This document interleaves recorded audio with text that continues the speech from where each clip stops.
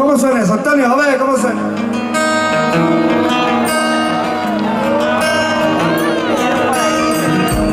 A ver quién no se lo sabe, a ver, a ver, a ver. Tengo un ángel que me guía, que discutí en la porfía con el ángel de la guarda. Tengo un ángel que se luce, solo piden que lo escuche y que no le den la espalda.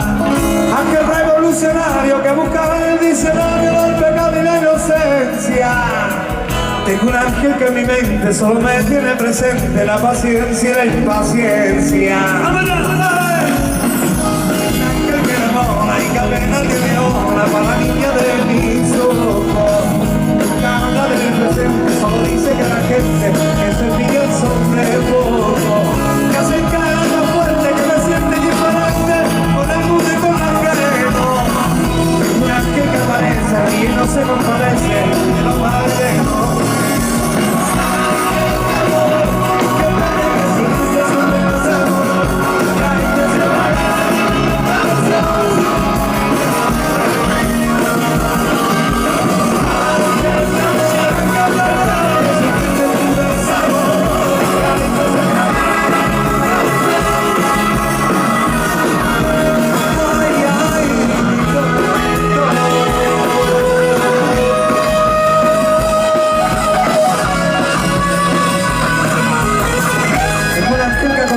Que entre el cielo y la tiniebla solo existe tu conciencia. Que la fuego de montañas, el amor, el sentimiento, el interés mueva la tierra.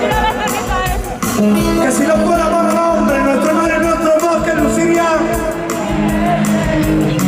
Que no se mira a las personas por lo bueno y por lo malo. Ajá.